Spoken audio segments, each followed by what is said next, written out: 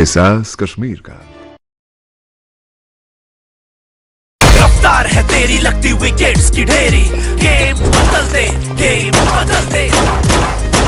जेके super cement, build strong.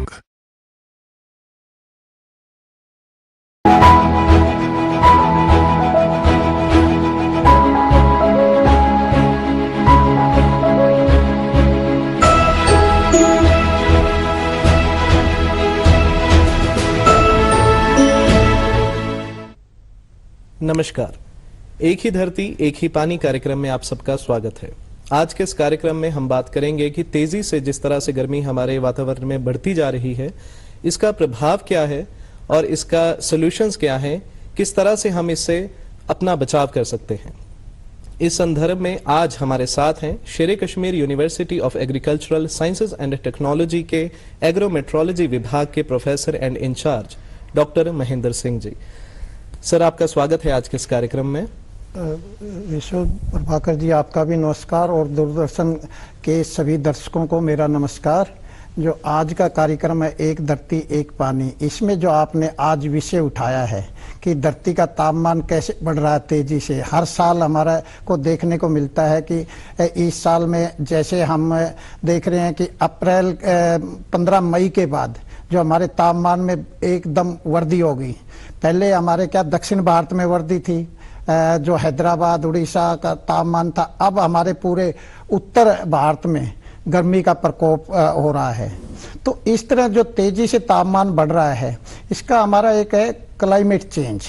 Climate change के कारण हमारा जो तापमान बढ़ रहा है, ये कब से शुरू हुआ है? ये 1970 जब हमारा औद्योगिकरण शुरू हुआ था, उसके बाद से जब 2000 के बाद तो हमें हर साल दर साल, जैसे आप कहेंगे कि 2022 में भी हीट वेव आई थी, 2016 में भी हीट वेव थी, लेकिन इस बार ये जो हमारी तापमान में बढ़ोतरी है, पर्टिकुलरली जो हमारे जम्मू की बात करें हम, जम्मू संभाग में, तो जम्मू संभाग में इस बार ज़्यादातर हुई है क्योंकि इस हमारे जो वेस्टर्न डिस्टर्बेंस, जो बारिश आती थी, हमारे कुछ जो पूर्वी क्षेत्र हैं जैसे भदरवा या बटोत या जितने इस साइड के कश्मीर के थे, उनमें क्या वेस्टर्न डिस्टर्बेंस के कारण बारिश आती थी और वेस्टर्न डिस्टर्बेंस वो स्ट्रोंग होके हमारे जम्मू संभाग में बारिश करते थे। तो इस बार हुआ क्या, बारिश जो हमारे 90 mm होनी थी, अभी तक हमें मोर देन 80% जो है डेफिशिएंसी है बारिश की।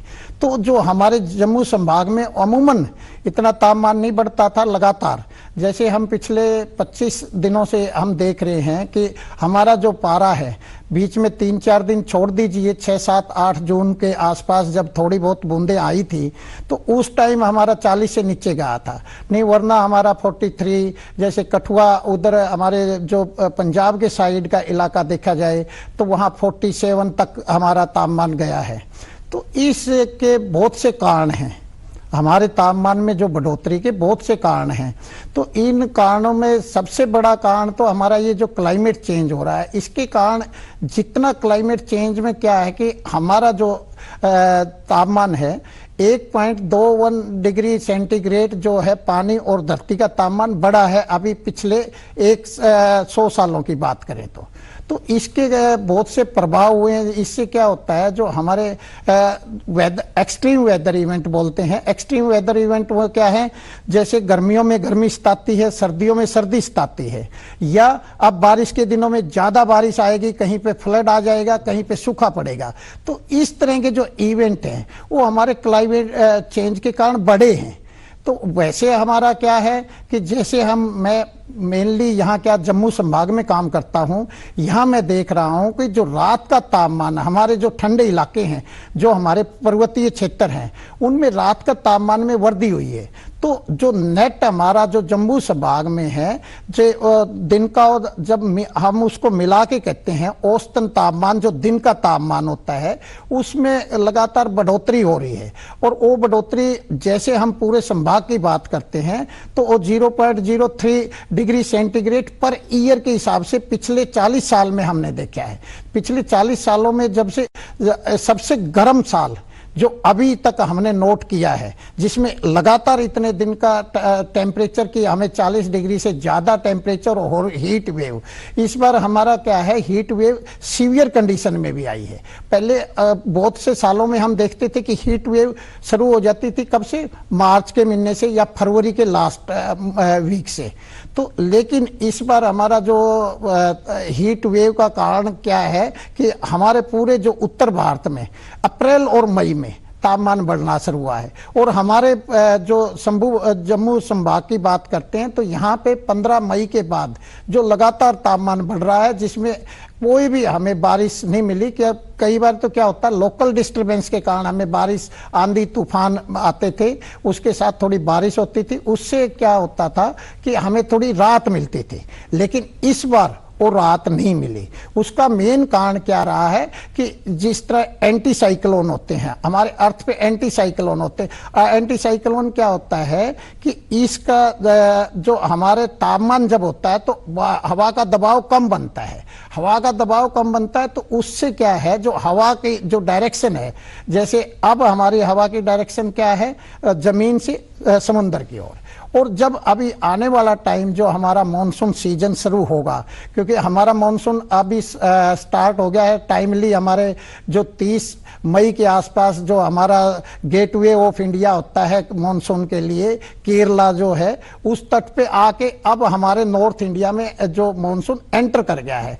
तो इससे क्या है, अभी हमें आने वाले 2-3 दिन में राहत मिलने वाली है, क्योंकि हमारे यहाँ पे मानसून शुरू हो जाएगा। मानसून बारिश से फिर क्या होता है कि तापमान में तो कमी आ जाएगी, लेकिन ह्यूमिडिटी बढ़ जाएगी। ह्यूमिडिटी का मतलब है कि वाटर वेपर जो एटमॉस्फेयर में, उनकी घनत्व बढ़ जाएगा।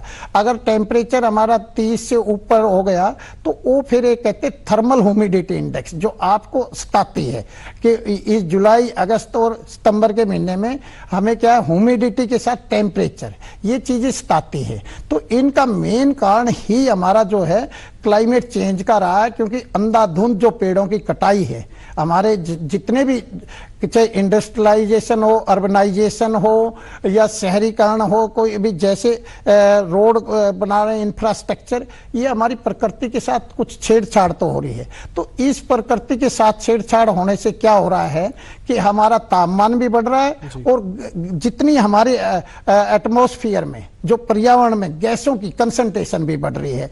जैसे सबसे ज्यादा कंसंट्रेशन किसकी बढ़ रही है, CO2 गैस की। CO2 गैस के बाद हमारा नाइट्रोस ऑक्साइड गैस है, जो अमोनिया गैस है, तो इनको हम ग्रीन हाउस गैसेज बोलते हैं। तो ग्रीन हाउस गैसों का उत्सर्जन भी बहुत हो रहा है। तो अभी जैसे ये ग्रीन टेक्नोलॉजी आई है, तो वो थोड़ा समाधान की ओर चल रहा है कि हमारा जो टेम्परेचर बढ़ रहा है उसको कैसे कंट्रोल करेंगे आप, कि इसके लिए कौन सी टेक्नोलॉजी आएगी, क्या टेक्नोलॉजी का हम प्रॉपर यूज कर पाएंगे, उसको इम्प्लीमेंट कर पाएंगे। लेकिन एक सबसे आसान तरीका है कि हम जितने पेड़ काट रहे हैं उसके 10 गुना लगाना हमारा कर्तव्य बनता है। जब हम प्रकृति के साथ छेड़छाड़ करते हैं तो प्रकृति को बचाए रखना, प्रकृति का संरक्षण करना हमारा मेन दायित्व है। और दायित्व कैसे हम निभा सकते हैं, वो हरेक को इसके प्रति जागरूक होना पड़ेगा। जो कोई भी, चाहे हमारा घर का सदस्य है, हम तो हर टाइम पे कहते हैं, हमारा प्रोग्राम भी चलता है, जैसे मैं खेती बाड़ी से जुड़ा हुआ हूं तो हम खेतों में भी कहते हैं कि आपके पास चाहे घर में है, छोटा प्लांट लगाइए, हैज लगाइए, कोई भी जैसा भी आप कंट्रीब्यूट कर सकता है, पोर्ट में आपके पास जितनी भी जगह है, लेकिन एक प्लांट लाइए। इसके लिए जैसे हम कुछ कार्यक्रम भी चलाते हैं, फार्मर को क्या है कि एक जो फलदार पौधे देते हैं, उससे एक तो पौधों की संख्या भी बढ़ती है, एक उसकी आय भी बढ़ती है। तो इस तरह के कुछ प्रिवेंटिव मेजर हम लेते हैं थोड़े, तो वो पब्लिक अवेयरनेस का भी एक है कि साधन। जैसे हमारी एनर्जी के ऊपर है, एनर्जी पे बहुत ज्यादा, क्योंकि तो तापमान में बढ़ोतरी है कि एनर्जी जितनी हम प्रोड्यूस करेंगे उतना हमें क्या है कि ज्यादा हमें उस कोयला जलाना पड़ेगा या हाइड्रोन जो भी है। तो क्लाइमेट चेंज का मेन कारण एनर्जी प्रोड्यूस का है।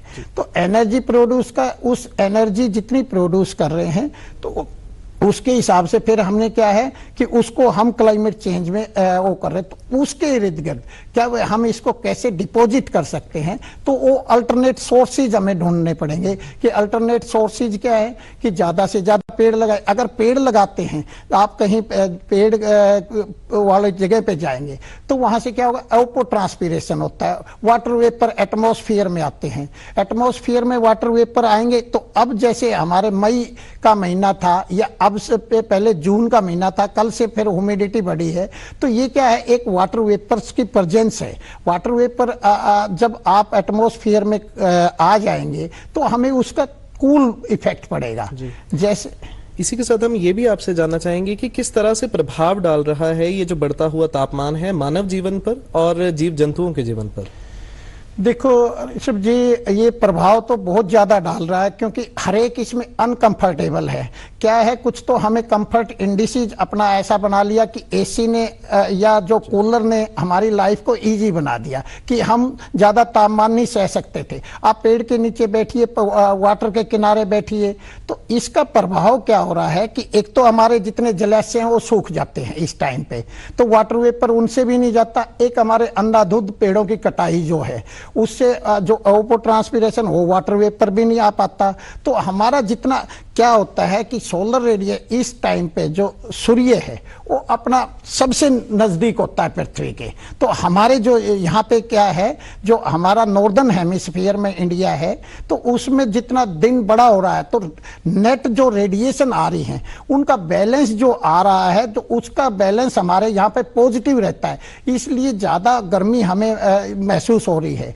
कि क्योंकि आपका रिफ्लेक्टेंस और इनकमिंग रेडिएशन ये दोनों का नेट बैलेंस जब होता है, क्योंकि हम ये नहीं कहते मैक्सिमम टेम्परेचर 12 बजे क्यों, 12 बजे मैक्सिमम रेडिएशन आते हैं, लेकिन हमारा 2:30 से 2 से 3 बजे मैक्सिमम टेम्परेचर आता है। उसका कारण ये होता है कि जो हमारी रिफ्लेक्टेड रेडिएशन जो वापस जा रही है रेडिएशन और आ रही हैं, उनका बैलेंस जो बढ़ाता है वो जो तापमान को बढ़ाता है। और जो ये हीट वेव है ये मैक्सिमम टेम्परेचर दिन के तापमान से ही जुड़ी होती हैं। दिन का तापमान हमारा जैसे 40 डिग्री हमारा कहाँ पे, जो प्लेन एरिया में, और 30 डिग्री जो पर्वतीय क्षेत्रों पे चला जाता है। 40 और 30 से ऊपर जब भी होता है तो पर्वतीय क्षेत्रों में भी हीट वेव का अलर्ट कर देते हैं। और हमारे जो ये हमारे प्लेन एरिया हैं उनमें 40 डिग्री से ऊपर जाता है। लेकिन उसका एक क्राइटेरिया भी है कि हमारा नॉर्मल टेम्परेचर, जो दिन का नॉर्मल टेम्परेचर है, जो इस टाइम पे 38, 39 के आसपास है, लेकिन हमारा जो एक्चुअल टेम्परेचर हो 43, 42, 45 ऐसा जा रहा है। तो उसमें क्या है कि हमारा 3 से 4 डिग्री अब औसतन तापमान ज्यादा जा रहा है, तो उसी से हीट वेव जनरेट होती है।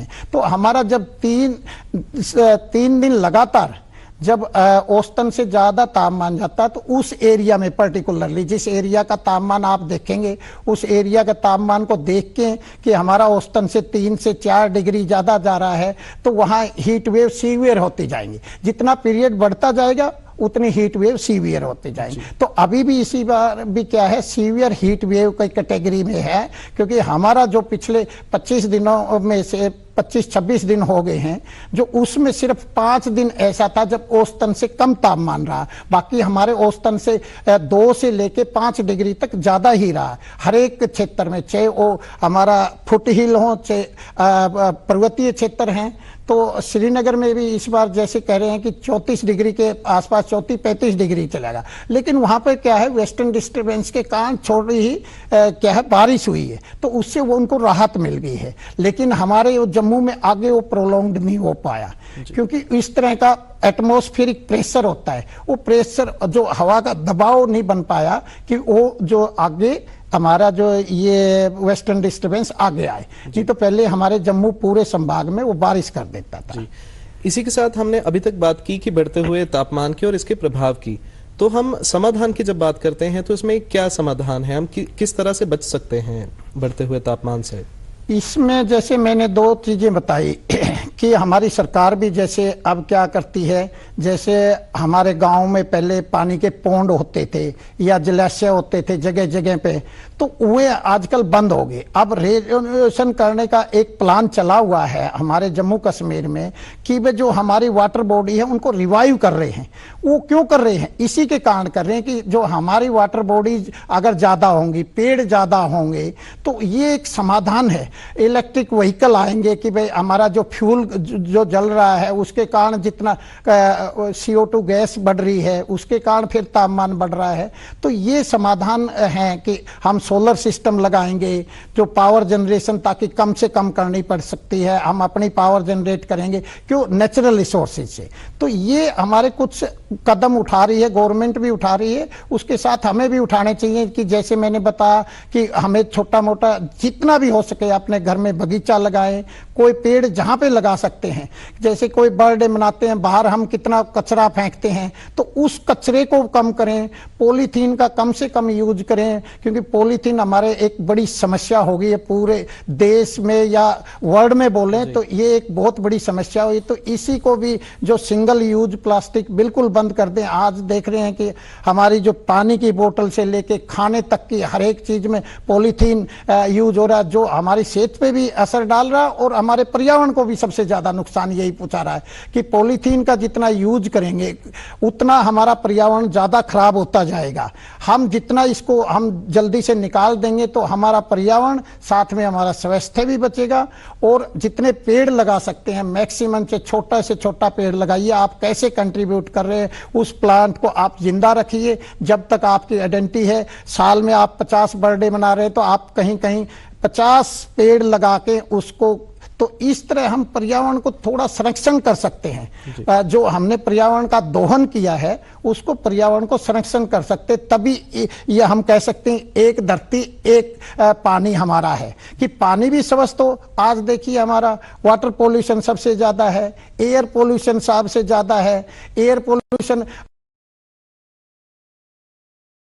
पेड़ लगा के उसको, तो इस तरह हम पर्यावरण को थोड़ा संरक्षण कर सकते हैं। जो हमने पर्यावरण का दोहन किया है उसको पर्यावरण को संरक्षण कर सकते, तभी ये हम कह सकते हैं एक धरती एक पानी हमारा है कि पानी भी स्वस्थ हो। आज देखिए हमारा वाटर पोल्यूशन सबसे ज्यादा है, एयर पोल्यूशन सबसे ज्यादा है। एयर पोल्यूशन, हमारी एयर क्वालिटी जो है पहले जम्मू की बहुत अच्छी थी, लेकिन अब हम देख रहे हैं कि एयर क्वालिटी जो AQI हमारी भी बढ़ रही है। तो उसी के कारण जैसे बहुत से रोग भी बढ़ रहे हैं, क्योंकि आजकल क्या है, ओजोन का डिप्लीशन भी एक मेन कारण है। ओजोन डिप्लीट क्यों हो रही है? तो CO2 की कंसंट्रेशन बढ़ रही है, और जहां पे ज्यादा कंसंट्रेशन बढ़ेगी वहां पे ओजोन डिप्लीट हो जाएगी। ओजोन डिप्लीट होगी तो कौन सी UV रेडिएशन आएंगी। UV रेडिएशन दो तरह की होती है, UVA और B, जो हमारे शरीर में कैंसर। पोल्यूशन, हमारी एयर क्वालिटी जो है पहले जम्मू की बहुत अच्छी थी, लेकिन अब हम देख रहे हैं कि एयर क्वालिटी जो AQI हमारी भी बढ़ रही है। तो उसी के कारण जैसे बहुत से रोग भी बढ़ रहे हैं, क्योंकि आजकल क्या है, ओजोन का डिप्लीशन भी एक मेन कारण है। ओजोन डिप्लीट क्यों हो रही है? तो CO2 की कंसंट्रेशन बढ़ रही है, और जहां पे ज्यादा कंसंट्रेशन बढ़ेगी वहां पे ओजोन डिप्लीट हो जाएगी। ओजोन डिप्लीट होगी तो कौन सी UV रेडिएशन आएंगी। UV रेडिएशन दो तरह की होती है, UVA और B, जो हमारे शरीर में कैंसर पैदा करते, कैंसर सेल उत्सर्जन करते हैं। तो वो बड़े हैजार्डियस है। तो आने वाली जो समस्या है कि जो ये हमारा ओजोन का डिप्लीशन होना, तो ये सारी समस्याओं को देखते हुए अब जैसे पेड़ लगाएंगे तो क्या है, एक वो किसको, CO2 को अब्जॉर्ब करेंगे, तो CO2 की कंसंट्रेशन नहीं बढ़ेगी। अगर एक पेड़ भी कंट्रीब्यूट करेंगे तो बहुत सा आप उस इलाके का जो CO2 उत्सर्जन है उसको कम कर सकते हैं। हम आजकल क्यों कार्बन सिक्वेस्ट्रेशन की बात कर रहे हैं? इसीलिए कर रहे हैं कि जितना कार्बन उत्सर्जन हो रहा है उसको हम सिक्वेस्ट्रेट कर सके। तो उसका समाधान ही ये है कि आपका जब भी आप कहीं समुद्र के किनारे जाएंगे तो वहां पोल्यूशन क्यों होता है? उस क्लुएंट होते हैं कि उसको अब्जॉर्ब कर लेता है वाटर, जो इस तरह के कार्बन को, या हमारे जहां पेड़ पौधे होंगे वो क्या है, उसको एब्जॉर्ब कर लेंगे। तो हमारा यही समाधान है कि हम अपना अगर पर्यावरण की रक्षा करनी है तो ज्यादा से ज्यादा हम पेड़ लगाएं। अपने जलाशय जो हमारा नेचुरल रिसोर्सेज, अभी बारिश के दिन आने वाले हैं, तो बारिश का हमारा छत का पानी हमारा नीचे धरती में जाए, क्योंकि सबसे बड़ी गंभीर समस्या क्या था, आज आप देख रहे होंगे कि हमारा वाटर टेबल पहले पंजाब का गया, अब हमारा जो आसपास का वाटर टेबल नीचे जा रहा है। क्यों जा रहा है? गर्मियों में हम उसका इतना दोहन करते हैं लेकिन रिचार्ज कोई नहीं करता, वो नाले में जाके सारा आगे रन ऑफ में बह जाता है। तो ये एक टेक्नोलॉजी है, जैसे गुजरात में कहते हैं कि आपका छत का पानी सारा नीचे, साफ पानी जो हमारा अगर नीचे जमीन में जाएगा तो हमारी बॉडी जो वाटर बॉडीज रिचार्ज होंगी तो अगले साल आपको समस्या कम होगी। कुछ एक छोटे छोटे एक्सपेरिमेंट हम ऐसे दिखाते हैं कि वाटर हार्वेस्टिंग एंड रिसाइकलिंग, तो इस तरह की जो टेक्नोलॉजी है उनको हमें डेली लाइफ में लाना पड़ेगा, तभी हम इस पर्यावरण को संरक्षण कर सकते हैं। क्योंकि ये छोटी छोटी है, ज्यादा बड़ी नहीं है। एक ग्राउंड लेवल पे भी क्या कर सकते हैं कि हम ग्राउंड लेवल पे एक नीचे बोर कर दें, अपनी जो जितना छत का पानी सारा हमारा बोर में जाएगा उसमें उसका ढक्कन खोल दें, सीवरेज का पानी मत डालें क्योंकि हमारे फिर वो पोल्यूट हो जाएगा। तो इसलिए छोटे छोटे ये हम तरीके हैं। इलेक्ट्रॉनिक व्हीकल का ज्यादा व्हीकल पूल करते हैं आजकल, जैसे हमारा सोशल स्टेटस क्या होता है कि हम अपनी गाड़ी ले जाते हैं, तो एक फैशन बन गया, वो फैशन को हमें छोड़ना होगा। तो फैशन को छोड़ के ज्यादा क्या है कि हमें जितना भी हो गाड़ी पूल करके चले, तो उससे क्या होगा, वही कार्बन डाइऑक्साइड आपका एमिशन कम होगा, एमिशन कम होगा तो हमारा एनवायरमेंट पोल्यूशन कम होगा, एनवायरमेंट पोल्यूशन कम होगा तो आपका क्या होगा, पर्यावरण संरक्षण होगा।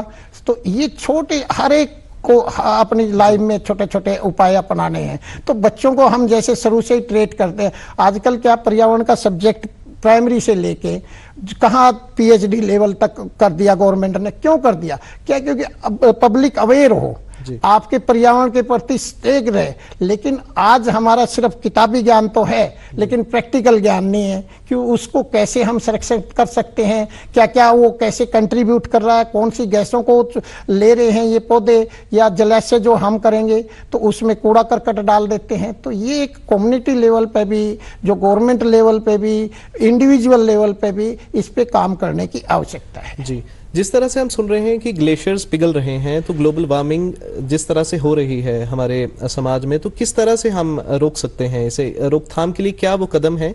जिस तरह से प्रदूषण भी बढ़ता जा रहा है, तो इसके ऊपर आप क्या कहना चाहेंगे कि किस तरह से हम रोकथाम कर सकते हैं इसकी? जैसे ग्लेशियर भी हमारे क्या हो रहे हैं, पिघल रहे हैं, ग्लेशियर टूट रहे हैं, या हमारा जो सी लेवल का राइज हो रहा है, तो वो कैसे हो रहा है? इसीलिए हो रहा है कि हमारा रन ऑफ वाटर सारा जाके सी में जाता है। तो सी में जाता है, जितनी भी हमारी नदियां बह रही हैं तो सारी सी में जाके जाती हैं। तो मेल्ट तो यही हो रहे हैं, क्यों हो रहे हैं? क्योंकि टेम्परेचर, उनको जो टेम्परेचर चाहिए था, जो टेम्परेचर वहां पे फ्रीजिंग टेम्परेचर चाहिए था, वो टेम्परेचर वहां पे जोर से बढ़ रहा है। जैसे अब हमारे क्या होते थे, पर्वतीय क्षेत्रों पे बहुत कम टूरिस्ट आते थे। इस बार देखो कि आप टूरिस्ट कितने ज्यादा हैं, वहां पे कितना कचरा फैला रहे हैं, कितना प्लास्टिक फैला रहे हैं। तो हमें के लिए ये एक बैन करना पड़ेगा, एक पॉलिसी बनानी पड़ेगी कि इस पॉइंट से आगे आपको वहां पे ऐसी फैसिलिटी है कि आपको नेचुरल पानी मिलेगा और पानी आप ये प्लास्टिक यूज नहीं कर सकते, यहाँ पे आपको इतना इंटरवेंशन नहीं होगा उस टाइम पे। तो कुछ चीजें पॉलिसी हमें बनानी पड़ेंगी। अगर ये ग्लेशियर, और ये बड़ी समस्या होगी कि आगे ग्लेशियर ही मेल्ट होके सारे रह जाएंगे तो हमारे पीने का पानी संकट, क्योंकि 3% ही पीने योग्य पानी है धरती पे, सिर्फ 3% पानी पीने योग्य है जो हमारी धरती पे है। तो बाकी तो हमारा जो वेस्ट वाटर को हम रिसाइकल कैसे कर रहे हैं वो हमारा अलग इश्यू है।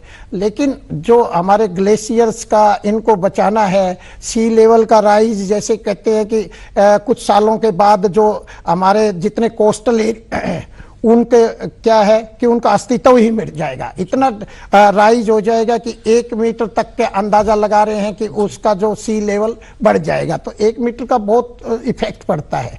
तो ये सारे प्रभाव हैं उनके। जी, तो इसी के साथ हम ये भी जानना चाहेंगे कि जिस तरह से हम टेक्नोलॉजी का आए दिन इस्तेमाल कर रहे हैं, जिस तरह से एसीज हम चला रहे हैं या और भी बहुत सी चीज़ें हम आए दिन इस्तेमाल कर रहे हैं, तो टेक्नोलॉजी किस तरह से प्रभाव डाल रही है हमारे वातावरण में?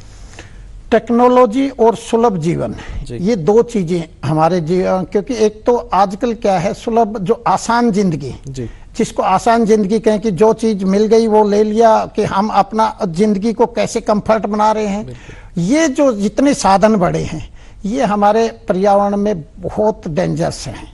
क्योंकि हर एक चीज, जैसे आपने कहा कि हमारे स्वास्थ्य में भी ऐसे एसी में आप 18 पे रहेंगे कि जब आपको, क्योंकि जम्मू में देखा है कि ज्यादातर इलाकों में बिजली का बिल नहीं आता, तो लोग एसी का मिस यूज करते हैं। तो मिस यूज ना करके अगर इस टेक्नोलॉजी का प्रॉपर यूज करें तो ये आपके लिए कुछ जो अच्छी भी रहेगी और साथ में कुछ न कुछ आपका जो लाइफ है वो भी अच्छा बनेगा। लेकिन इसका मिसयूज जो जहां पे कहते हैं नहीं, एक्सेस यूज, तो वो ना करें किसी भी चीज का। तो एक्सेस यूज हमेशा डेंजरस होता है। जी, तो एक सवाल आपसे हम ये पूछना चाहेंगे कि विद्यार्थियों को और आम जनता को आप क्या अपना संदेश देना चाहेंगे कि किस तरह से आप अवेयर करना चाहेंगे कि हमें अपने पर्यावरण को बचाकर रखना चाहिए?